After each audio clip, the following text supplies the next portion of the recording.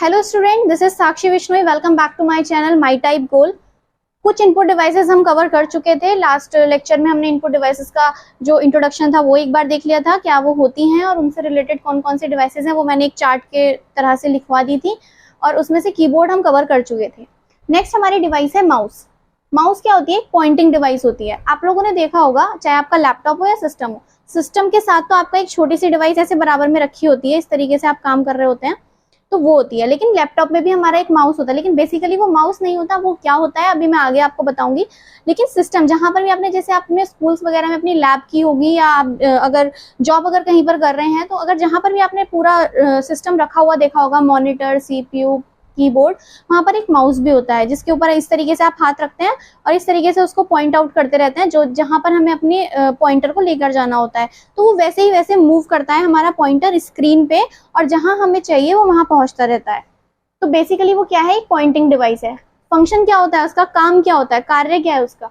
तो वो सेलेक्ट करता है या पॉइंट करता है। पॉइंट तो मैंने अभी आपको बता दिया कि जैसे जैसे आप उसको रोल कराते रहते हैं वहीं वहीं पर हमारा पॉइंटर जो है वो स्क्रीन पर दिखता रहता है हमें मूव होता हुआ। सेलेक्ट का क्या मतलब होता है? जहां पे जैसे हमारा माउस होता है, हम उससे अगर हमारा कहीं पे कोई टेक्स्ट लिखा हुआ है तो हम उसको लेफ्ट की से प्रेस करके और जहां तक हम चाहते हैं उसे नीचे तक लेकर आ सकते हैं, वो एक साथ में सिलेक्ट हो जाता है। ठीक है। दो टाइप के हमारे जो माउस होते हैं वो होते हैं, एक होता है मैकेनिकल माउस, दूसरा होता है हमारा ऑप्टिकल माउस। ठीक है। तो जो हमारा मैकेनिकल माउस होता है उसमें क्या होता है, उसमें नीचे एक रोलिंग बॉल होती है। आप लोगों ने अब से कुछ वक्त पहले के माउस देखे होंगे, उसमें नीचे एक रोलिंग बॉल होती थी। मतलब जब आप उसे उठा के देखेंगे तो उसमें ऐसे ऐसे करके नीचे एक बॉल होती थी, वो ऐसे ऐसे करके, जैसे हम फेसबुक वगैरह पे स्क्रॉल करते रहते हैं ऐसे वो नीचे ऐसे होती थी, नीचे नीचे ऐसे चलती। तो जैसे जैसे हम उसे डिवाइस को इस तरीके से एक सरफेस पे मूव कराते थे इस तरीके से, तो वो बॉल मूव होती थी नीचे जो लगी हुई होती थी, तो एक रोलिंग बॉल होती थी। जो हमारा ऑप्टिकल माउस होता है उसमें क्या होती है, नीचे एलईडी लाइट होती है। ठीक है। अब के जो, और ये प्रेजेंट टाइम में हमारे यूज किए जाते हैं ऑप्टिकल माउस। अब के माउसेस को अगर आप उठा के देखें तो नीचे एक रेड कलर की लाइट जल रही होती है, तो वो लाइट से हमारा रिकॉग्नाइज कर रहा होता है। रोलिंग बॉल से क्या होता था, जैसे जैसे बॉल मूव कराती थी हमारा जो पॉइंटर है वो स्क्रीन पर हमें मूव करता हुआ दिखता था। ऑप्टिकल माउस में क्या होता है, एलईडी लाइट का सेंस होते हैं, वो उसको लाइट को सेंस करता है, जैसे जैसे वो मूव होती रहती है वैसे वैसे वो स्क्रीन पर मूव होता रहता है हमारा पॉइंटर। ठीक है। अब जो ये ऑप्टिकल माउस है हमारे, इसकी फुल फॉर्म तो आप लोगों को पता होगी, मैं फिर से लिख देती हूँ। Light emitting diode. ठीक है। अब ये जो हमारे ऑप्टिकल माउस है ये भी हमारे दो टाइप के होते हैं, एक वायर्ड होते हैं, एक वायरलेस होते हैं। अब इनमें क्या डिफरेंस होता है? वायर्ड मतलब जो तारों से जुड़ा हुआ, वायरलेस जो किसी भी तरह के तार से कोई कनेक्शन नहीं होता उसका, और वो हमारा डायरेक्टली कहीं दूर रखी होती है डिवाइस, फिर भी वो हमारी काम कर रही होती है।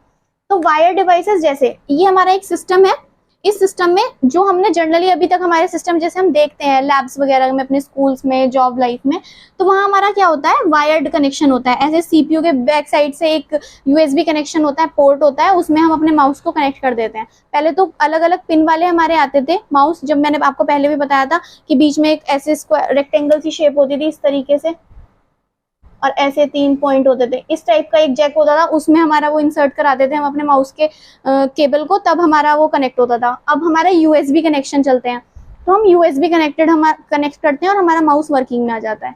एक होता है वायरलेस। तो वायरलेस क्या होता है, उसके बीच में कोई तार नहीं होता। जैसे ये हमारा सिस्टम है और सपोज दैट हमारा सामने कोई प्रोजेक्टर लगा हुआ है, स्क्रीन पे हमारी कोई मीटिंग चल रही है, बड़े बड़े कॉन्फ्रेंसेस वगैरह जो होती है वहाँ पे वायरलेस माउस का यूज किया जाता है। सामने कोई प्रोजेक्टर लगा है, वहां पे हमारी स्क्रीन पे चल रहा है और वो माउस जो है वो टेबल पे रखा हुआ है, और लोग वहीं से बैठे बैठे उसको बस मूव कराते रहते हैं और स्क्रीन पे हमारी सारी चीजें काम करती रहती हैं।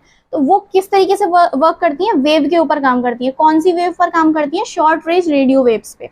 ठीक है। ये वेव्स होती हैं जिनके बेसिस पे हमारा जो माउस होता है वायरलेस वो काम करता है। अब हमारे माउस में, ये एक माउस है, इसमें एक लेफ्ट क्लिक है, एक राइट क्लिक है। ठीक है। तो हमारे इस जो क्लिक होते हैं इनके बेसिस पे भी दो चीज होती हैं। जैसे हमारे सिस्टम में हम जर्नली क्या कहते हैं, डबल क्लिक पर फाइल ओपन होती है, तो ऐसा नहीं है, सिंगल क्लिक भी होती है, डबल क्लिक भी होती है। ये डिपेंड करता है कि हमने हमारे माउस की प्रॉपर्टीज में किस चीज को सेट किया हुआ है। अगर हमने सिंगल क्लिक सेट किया होगा तो हमारी जो फाइल होगी वो एक बार में ही क्लिक करते ही ओपन हो जाती है। लेकिन फॉर सिक्योरिटी पर्पज, या कभी कभी होता है कि हमें कोई फाइल जो है वो एकदम से किसी के सामने ओपन नहीं करनी, बट वो गलती से क्लिक हो गया, वो एक ही बार में ओपन हो जाएगी, तो इन सब चीजों से सेफ रहने के लिए कहीं ना कहीं हमारा क्या होता है, हम डबल क्लिक कर लेते हैं। और वैसे भी जनरली क्या होता है, हम घर पे भी अगर लॉक लगा के कहीं जा रहे होते हैं तो एक बार तो और चेक करते हैं ना, सही से लगा है नहीं लगा है, चेक करते ही करते हैं, है ना। तो उसी तरीके से डबल क्लिक होता है कि हाँ ठीक है ओपन करनी है ना, तो ठीक है ओके कर लेते हैं, तो डबल क्लिक। ठीक है, इससे कोई ऐसे मैटर नहीं करता कि सिंगल क्लिक के ही माउस होते हैं, उनमें डबल क्लिक काम नहीं करेगा, डबल क्लिक के होता है सिंगल क्लिक काम नहीं करेगा, ऐसा नहीं है। वो माउस की प्रॉपर्टीज से आप चेंज कर सकते हैं। नेक्स्ट आता है, अब देखिए माउस हमारे कुछ इस तरीके से होता है, उसमें एक यहाँ पे छोटा सा ऐसे व्हील लगा होता है, इस तरीके से आप उसको स्क्रॉल कराते हैं तो वो नीचे नीचे या ऊपर ऊपर जाता रहता है। एक लेफ्ट क्लिक होता है, एक राइट क्लिक होता है। तो जो हमारा लेफ्ट क्लिक होता है वो सिलेक्ट या पॉइंट करने के काम आता है, जो हमारा व्हील होता है वो स्क्रॉलिंग के काम आता है, हमें ऊपर जाना है या पेज में नीचे जाना है, page up page down basically.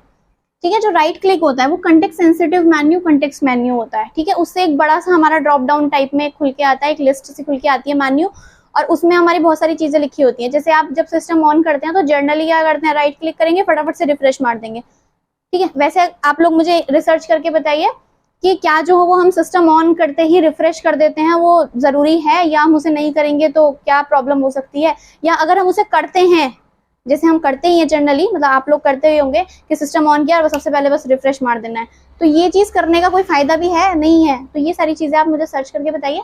तो बेसिकली वो जो एक लिस्ट खुल के आती है उसे हम कंटेक्स्ट सेंसिटिव मेन्यू बोलते हैं। तो वो एक लिस्ट खुल के आती है, उससे हमें कुछ भी अगर काम उससे रिलेटेड करना है, कॉपी पेस्ट जो भी करना चाहते हैं आप वो कर सकते हैं। ठीक है, ये हमारा माउस से रिलेटेड चीजें। कुछ और भी इनपुट डिवाइसेस हैं, एक एक करके हम सभी को कवर कर रहे हैं, कुछ यहाँ पे हैं, अभी मैं और आगे भी पढ़ाऊंगी आपको। अब ये टच पैड क्या होता है, जैसे अभी हमने माउस पढ़ा है, अभी टच पैड क्या होता है। कभी आपने देखा लैपटॉप के साथ अलग से आप माउस आपको दिया जा रहा है? नहीं, आप परचेज कर लेते हैं अपने कंफर्टेबल जोन के अकॉर्डिंग कि आपको माउस की आदत है तो ठीक है, माउस आपने परचेज किया, सिस्टम में अपने लैपटॉप में लगाया USB connected, and then use करना स्टार्ट कर दिया। बट क्या सिस्टम के साथ आता है, आपके कंप्यूटर के लैपटॉप के साथ आता है माउस? नहीं आता। क्यों? क्योंकि उसमें ऑलरेडी एक स्पेस दिया होता है, ऐसे बॉक्स लैपटॉप में आपके ऐसे बना होता है, इस पर आप ऐसे ऐसे स्क्रॉल कराते हैं, टच करते रहते हैं, तो आपका पॉइंटर जो है वो मूव करता रहता है। ठीक है, तो क्या होता है, ये जो आप टच करा रहे होते हैं वहां पे, और आपका जो चीजें आपकी पॉइंटर जो होता है वो आपकी स्क्रीन पर मूव कराता रहता है, इसी को ही टच पैड कहते हैं। ठीक है, ये टच पैड आपका किस में होता है? लैपटॉप में। आपको इससे याद आ जाएगा, लैपटॉप लिख देती हूँ मैं थोड़ा एग्जाम्पल के लिए।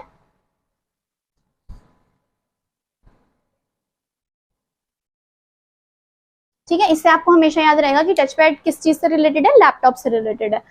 ट्रैक बॉल क्या होती है? कुछ लोगों ने तो देखा होगा जो बिल्कुल अभी हाल फिलहाल के हैं, जिन्होंने अभी फोन वगैरह यूज करना स्टार्ट किया, उनको शायद आइडिया ना हो, बट देखा तो शायद जरूर होगा। पहले फोन आता था ब्लैकबेरी का, तो आपने देखा होगा, जैसे अभी क्या होता है हमारा वो एंड्रॉइड कर रहे हैं वैसे अभी तो, लेकिन कीपैड में भी अभी क्या है, जैसे ऐसे नेविगेशन बटन दिए हुए होते हैं, अप डाउन राइट लेफ्ट ऐसे वाले दिए होते हैं। लेकिन ब्लैकबेरी में अगर आपने देखा होगा तो बीच में ना एक छोटी सी बॉल होती थी उसमें। ठीक है, उस बॉल को ऐसे ऐसे स्क्रॉल करते थे लेफ्ट राइट ऐसे जाने के लिए, पेज अप पेज डाउन ऐसे करने को, उसमें बीच में एक बॉल होती है, उसी बॉल को कहा जाता है ट्रैक बॉल। ठीक है, ब्लैकबेरी लिख देती हूँ, इससे आपको याद रहेगा कि ब्लैकबेरी के फोन में जो होती थी वो आपकी क्या होती थी? ट्रैक बॉल होती थी। वो बीच में एक छोटी सी बॉल होती थी, उसको ऐसे ऐसे करके स्क्रॉल कराते रहते थे। नेक्स्ट क्या है? OMR। ठीक है, OMR। ठीक है, OMR तो अब आप लोग भी तैयारी कर रहे हैं एग्जाम की, तो आपको भी पता ही होगा, और आपने यूपी टेट सीटेट तो क्लियर किया ही होगा, कोई ना कोई एक एग्जाम अगर आप सुपर टेट की तैयारी कर रहे हैं। तो आपने जब सीटेट तो खैर ऑनलाइन था, लेकिन जब आपने यूपी टेट दिया था तो वो ऑफलाइन था, और आपने क्या किया था, जो भी आपका क्वेश्चन पेपर था उसमें से आप क्वेश्चन पढ़ रहे थे, उसमें से जो 4 ऑप्शन होते थे उनमें से एक ऑप्शन आपको पता होता था कि सही है, तो जो ऑप्शन सही होता था वो आप, एक शीट होती थी आपके पास, उसमें 4 ऑप्शन दिए होते थे ABCD, उनमें से एक ऑप्शन जो आपका सही होता था आप उस वाले बबल को ऐसे डार्क कर देते थे एकदम, तो वो जो शीट होती है उसे ही कहा जाता है OMR शीट। आप लोगों ने अच्छे से सुना होगा कि ये वाली OMR शीट है हमारी, और अगर एक बार गलत बबल भरा गया तो उसका फिर कुछ नहीं हो सकता है ना, तो वो होती है। इसके फुल फॉर्म क्या होती है? Optical mark reader. ठीक है, एग्जाम से आपको याद आ जाएगा कि एग्जाम में जो यूज होती है, तो आप एकदम से रिकॉल कर पाएंगे कि अच्छा OMR वो जो एग्जाम में यूज होती है। स्टाइलस क्या होता है? देखो, अगर अब से कुछ टाइम पहले की मैं बात करूं तो जब शुरू में जब सैमसंग ने फोन लॉन्च किए थे एंड्रॉइड, तो उन्होंने ना साथ में उसके पेन दिया था, वो इस तरीके से आता था। सपोज दैट अगर ये सपोज दैट वो फोन है तो इसके साथ में ऐसे करके वो पेन लगा हुआ आता था, आप उसको ऐसे करके निकालते थे ऊपर, और फिर उससे ऐसे टच कर करके फोन को यूज करते थे। ठीक है। तो ये जो पेन होता था इनके साथ में, इसे ही कहा जाता है स्टाइलस, ठीक है। इस तरीके से आता था, आप ऐसे निकालते थे उसको और फिर उससे यूज कर देते थे। वो सेंसिंग टेक्निक यूज करके आप अपने फोन को यूज करते थे, अपने फंक्शंस ऑपरेट करते थे। तो जो अगर स्टाइलस की हम बात करें तो एक तरीके से एक पेन होता है, जो अब ऐसा पेन नहीं है कि आप उसपे कॉपीज पे लिखने बैठ जाएंगे तो आपका जो नॉर्मल पेन काम करते हैं वैसे करेंगे, नहीं। उसमें आपका सेंस होता है कि वो स्क्रीन टच जैसे आप कर रहे हैं, जैसे आप फिंगर से टच करते हैं अपने फोन को तो आप ऑपरेट कर पाते हैं, उसी तरीके से वो पेन होता है कि वो ऑपरेट कर पाता है। आजकल जो है वो टैबलेट्स वगैरह के साथ में आ रहा है, आप टैबलेट से ही अपने नोट्स प्रिपेयर इजिली कर लेते हैं, फिर देन डायरेक्टली उसके प्रिंट आउट्स ले लेते हैं। तो ये स्टाइलस। सैमसंग लिख रही हूँ जिससे कि आपको याद रहे, ठीक है। सैमसंग के साथ एक पेन टाइप आता था। Next, scanner. स्कैनर तो जनरली सभी लोग जानते होंगे, जैसे अगर आप लोगों ने जब 10th किया 12th किया तो क्या होता है, आप अपनी मार्कशीट्स वगैरह कहीं पे कोई फॉर्म फिल करना है, कुछ करना है, तो वहां पे आप अपनी मार्कशीट वगैरह देते हैं, तो क्या कराते हैं आप जनरली, क्या कराते हैं, वो फोटोकॉपी कराएंगे, या कभी कभी होता है कि अगर हमें बिल्कुल सेम वैसे ही चाहिए तो हम स्कैन करा के बिल्कुल उसकी स्कैन कॉपी ले लेते हैं, कि जो देखने में बिल्कुल उसी के जैसी लगती है, ठीक है। तो स्कैनर क्या करता है, बेसिकली डेटा को एज इनपुट अपने अंदर लेता है, कि जो डेटा हमारे पास है हार्ड कॉपी में वो उसका स्कैन कर लेता है अपने पास और फिर हमें उसका एक आउटपुट प्रोवाइड करा देता है, जो हमें किसके थ्रू मिलता है, प्रिंटर के थ्रू। प्रिंटर कैसी डिवाइस हुई, आउटपुट डिवाइस। यहाँ पे हमने स्कैनर की बात करी तो बेसिकली स्कैन करने के लिए। चलिए फटाफट से इसको नोट कर लीजिए। यूएसबी की तो फुल फॉर्म पता ही होगी, यूनिवर्सल सीरियल बस। फटाफट से इसको नोट कर लीजिए, फिर आगे की इनपुट डिवाइसेस कवर करते हैं। चलिए स्टूडेंट, आगे की डिवाइसेस को कवर कर लेते हैं। नेक्स्ट डिवाइस है बीसीआर, बारकोड रीडर। ये इसकी फुल फॉर्म होती है। बारकोड रीडर देखने में कुछ ऐसा होगा, आप लोगों ने अगर कभी जैसे ध्यान दिया हो तो जब आप प्रोडक्ट को परचेज करने जाते हैं, किसी बड़े मॉल में अगर जाते हैं जनरली, तो वो लोग क्या करते हैं, वहां पे आपका कोई रेट देख के आपके पैसे नहीं लगाता, वो क्या करते हैं, सीधा एक मशीन होती है उनके पास, वो सीधा उसको स्कैन करते हैं किसी चीज को और आपको सारा डिटेल बता देते हैं, सर आपके इतने पैसे हो गए, मैम आपके इतने पैसे हो गए। तो वो क्या चीज को रिकॉग्नाइज करते हैं, किस चीज को स्कैन कर रहे होते हैं वहां पे, तो वो लेजर लाइट होती है जिसके थ्रू वो बारकोड को स्कैन करते हैं, और वो लेजर किसके थ्रू उस पर जाती है, एक मशीन होती है, एक डिवाइस होती है, तो वो बीसीआर ही होता है, बीसीआर रीडर होता है जो बारकोड को रीड कर रहा होता है, ठीक है। तो लेजर के थ्रू बारकोड होता है। अब बारकोड के बारे में थोड़ी सी एक हिस्ट्री जान लेते हैं बारकोड की। तो यूरोप में बेल्जियम, जिसकी कैपिटल ब्रुसेल्स है, वहां पर एक कंपनी है ग्लोबल स्टैंडर्ड 1, ठीक है। बारकोड जनरेट करने की अथॉरिटी सिर्फ इसी एक कंपनी में है, बारकोड कहीं और जनरेट नहीं होता, सिर्फ ये कंपनी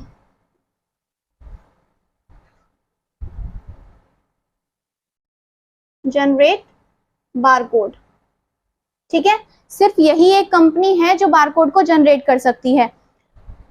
नेक्स्ट, इसी से रिलेटेड एक टॉपिक जो आजकल हम अपनी नॉर्मल लाइफ में यूज कर रहे हैं, क्यूआर कोड। इसका फुल फॉर्म अगर मैं आप लोगों से पूछूं तो शायद ही कुछ लोगों को पता होगी। फुल फॉर्म होती है क्विक रेस्पॉन्स कोड, ठीक है। क्यूआर कोड की देखने में कुछ इस तरीके का होता है, ठीक है। ये 1994 से जापान में यूज किया जा रहा है, ठीक है। इंडिया में तो ये अभी कुछ ही सालों से यूज होना स्टार्ट हुआ है, ज्यादा से ज्यादा 4-5 साल, 6 साल ज्यादा से ज्यादा, लेकिन जापान में 1994 से यूज किया जा रहा है, ठीक है। तो क्यूआर कोड, इसका क्या होता है, बारकोड का क्या होता है, हम उसे मशीन से स्कैन करते हैं, देन हमें वो पूरी डिटेल निकाल कर दे देता है। जैसे जब आप किसी मॉल में जाते हैं, आपने बहुत सारा सामान परचेज किया, तो वो क्या करता है, उस डिवाइस से सारे उनके बारकोड को स्कैन करेगा और स्कैन करने के बाद टोटल आपके जितना भी अमाउंट बैठा उसको वो एक साथ कलेक्ट करेगा, जोड़ेगा और आपको दे देगा कि ठीक है आपका इतना अमाउंट हो चुका है। लेकिन क्विक रेस्पॉन्स कोड में क्या होता है, जो आप जनरली आजकल पेमेंट वगैरह कर रहे हैं, जैसे पेटीएम हो गया, फोन पे हो गया, गूगल पे हो गया, भीम ऐप हो गया, इनमें क्या करते हैं आप, एक कोड होता है उसको स्कैन करते हैं और पेमेंट कर देते हैं। तो वो कौन सा कोड होता है, आपका क्यूआर कोड होता है, ठीक है। एकदम से आप जैसे स्कैन करते हैं वो एकदम स्कैन होता है और एकदम से आपका पेमेंट हो जाता है। तो क्या होता है, वो क्विक रेस्पॉन्स कोड 1994 से जापान में यूज किया जा रहा है।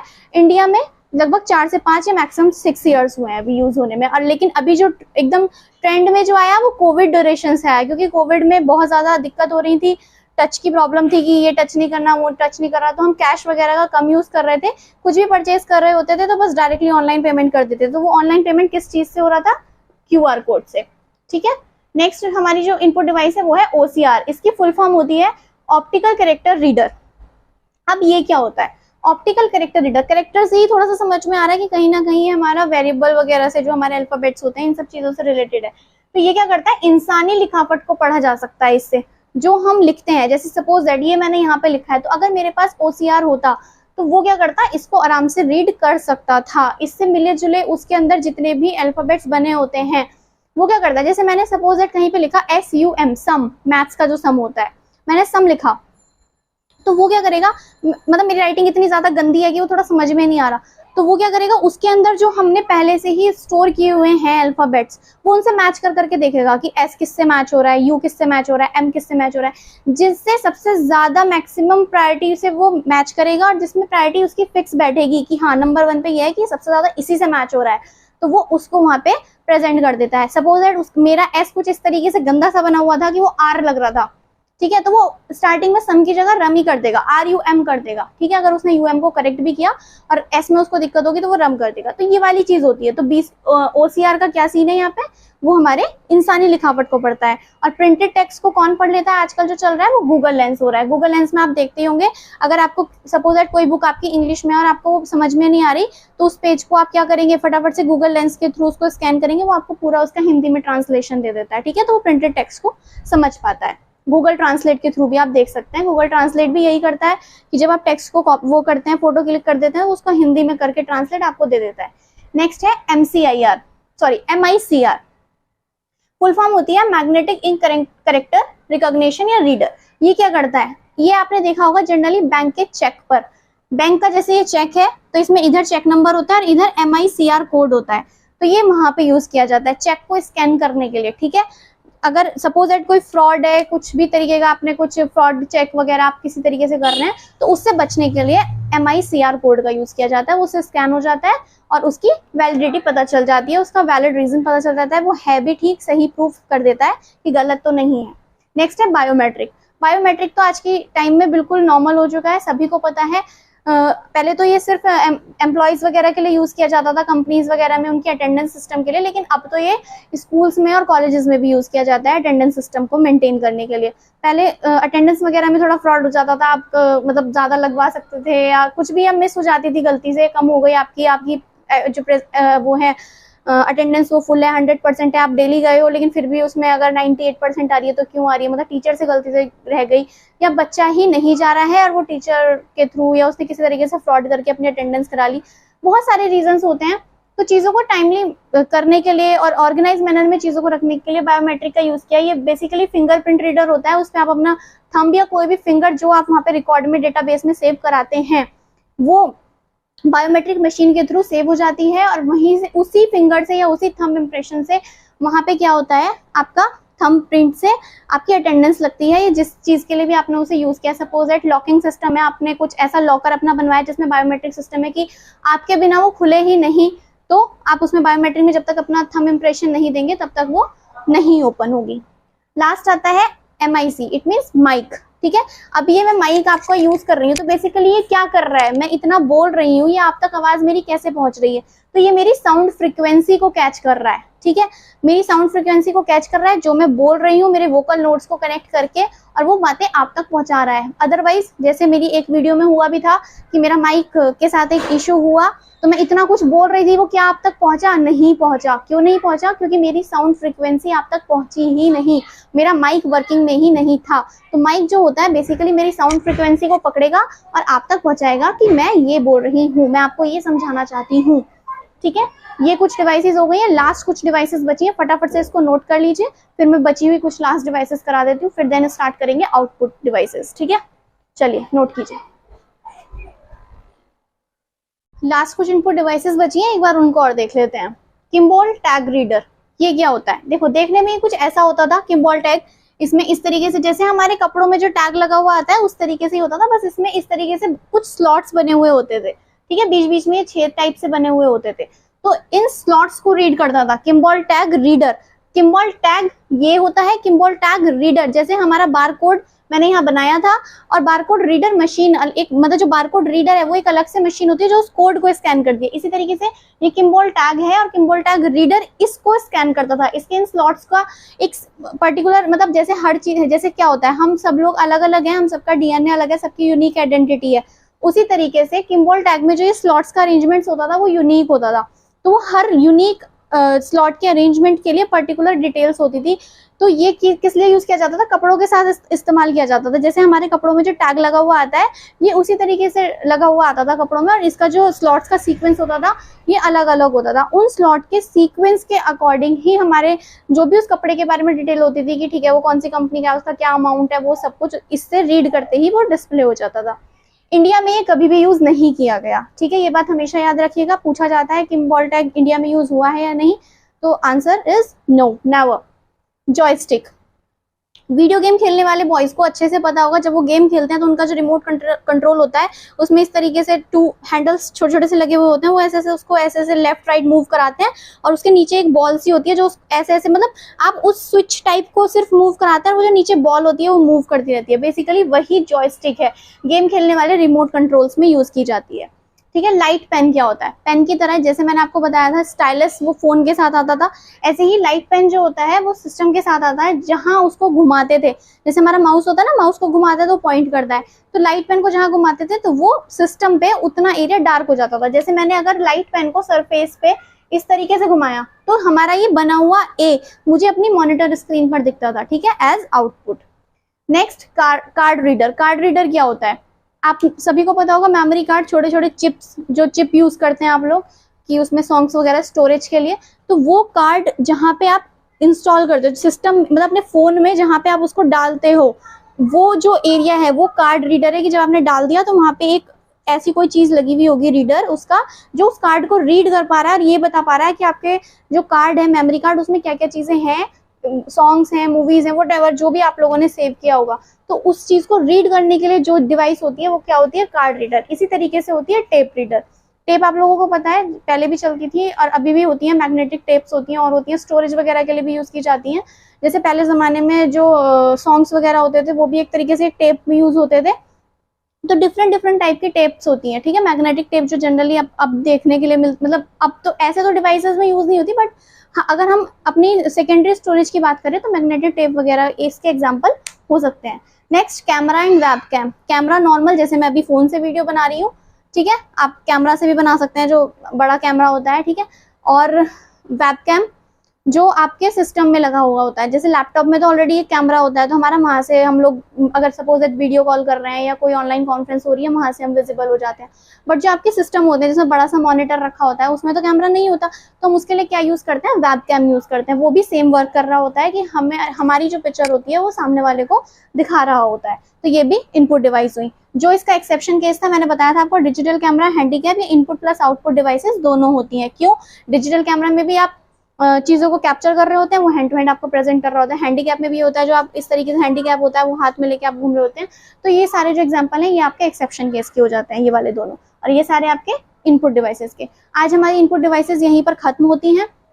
अब जो हमारा नेक्स्ट लेक्चर होगा उसमें हम आउटपुट डिवाइसेस यूज पढ़ेंगे, और उसके बाद हम स्टोरेज डिवाइसेस करेंगे। फिर हमारा कंप्यूटर हार्डवेयर का ये वाला चैप्टर कंप्लीट हो जाएगा, देन हम अपना नेक्स्ट चैप्टर शुरू करेंगे, ठीक है। आज के लिए इतना ही। Thank you class, thank you so much. किसी भी तरह का कोई डाउट हो तो आप कमेंट बॉक्स में ड्रॉप कर सकते हैं, और मेरा टेलीग्राम चैनल भी आप ज्वाइन कर सकते हैं, मैं डिस्क्रिप्शन बॉक्स में उसका लिंक दे देती हूँ हमेशा हर वीडियो में। और बाकी कोई भी डाउट हो तो बताइए, मैं उस चीज़ का सोल्यूशन ढूंढूंगी, ठीक है। Thank you class, thank you so much.